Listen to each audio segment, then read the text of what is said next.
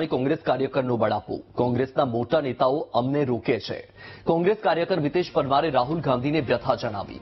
જૂના કાર્યકરોને ટિકિટ નથી મળતી। ગુજરાતમાં ગરીબ કાર્યકરોને ટિકિટ આપવામાં નથી આવતી। બિલ્ડરો અને અમીરોને ટિકિટ આપવામાં આવે છે। ગુજરાતમાં 15 વર્ષ પહેલા જ કોંગ્રેસના સીએમ બની ગયા હોત। રાહુલ ગાંધીએ કહ્યું, હું તમને મળવા બોલાવીશ।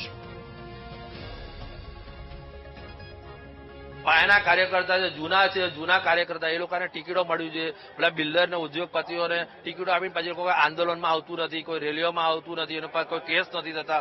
તો અમારી તો નોકરી બી ગતી રહી, ધંધો બી ગતો રહ્યો, રોડ ઉપર આવી ગયા છે। મેં કોઈ કોંગ્રેસને જીતાડો તો અમારા લોકોને જેવા જૂના કાર્યકર્તા કોંગ્રેસના તમારી સાથેના મેં અમે છે।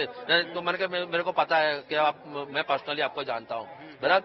तो એમણે એવું કહ્યું, તો મને કે અમે આપણે મિલતે પછી મેં કહું જૂના કાર્યકર્તાઓને ટિકિટો આપો તો આખું કોંગ્રેસને મેં કહું 10-15 વર્ષથી આવું બધા બહારના આવે છે ને ટિકિટો લઈને પછી ભાગી જાય છે। તો મેં કહું જે લડાયક છે કોંગ્રેસમાં એ લોકોને ટિકિટ આપશો તો કોંગ્રેસમાં 10 વર્ષ પહેલા કોંગ્રેસનું અત્યારે મુખ્યમંત્રી હોત, અહીંયા મેયર કોંગ્રેસનું હોત, પણ સાચા જે લડાયક કોંગ્રેસના કાર્યકર્તા છે નાના એ લોકોને મહત્વ મળતું નથી એટલે કોંગ્રેસ હારે છે। પણ સાહેબ જે લડાયક છે બિલ્ડરો, ઉદ્યોગપતિઓને બધા એ લોકોને નહીં, જે ખરેખર કોંગ્રેસ માટે જાન આપવા તૈયાર છે।